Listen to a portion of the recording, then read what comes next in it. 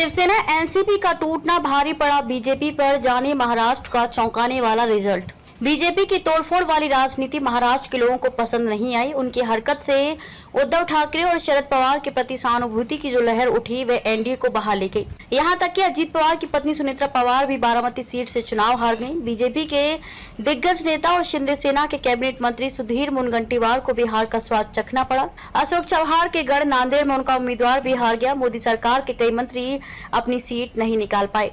राजनीतिक उठापटक का गुस्सा साल 2019 में बीजेपी और शिवसेना ने लोकसभा चुनाव मिलकर लड़ा था। तब राज्य के 48 सीटों में से उनके खाते में 41 सीटें गई थी। कांग्रेस एनसीपी गठबंधन को 5 सीटें ही मिली थी। उसी साल हुए विधानसभा चुनाव में भी बीजेपी और शिवसेना साथ उतरी, लेकिन सरकार बनाने की बारी आई तो दोनों दल अलग हो गए।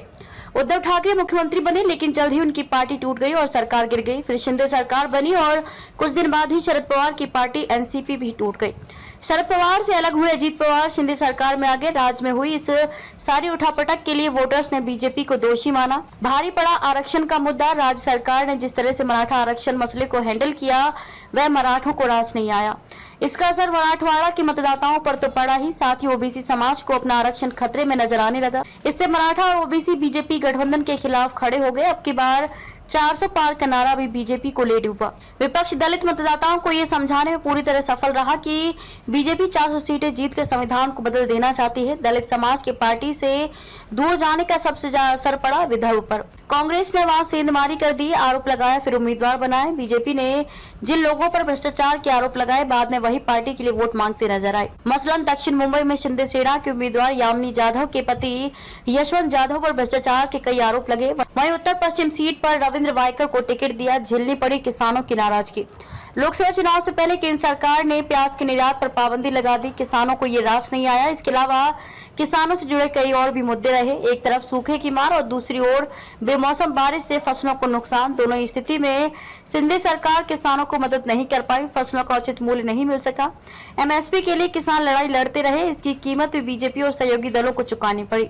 मोदी पर बहुत ज्यादा आत्मनिर्भरता। पीएम नरेंद्र मोदी पर बहुत ज्यादा निर्भर रहने से बीजेपी का कैडर चुनाव में उतना सक्रिय नहीं रहा जितना उसे होना चाहिए था। हर बात के लिए मोदी मोदी रटना मतदाताओं को अच्छा नहीं लगा। मुंबई की उत्तर पूर्व सीट पर मोदी ने रोड शो किया, मुंबई में बड़ी सभा की, लेकिन वे मतदाताओं को प्रभावित नहीं कर सके। विपक्ष ने मतदाताओं के सामने बेरोजगारी, महंगाई जैसे मुद्दों को रखा और अपनी बात समझाने में सफल रहा।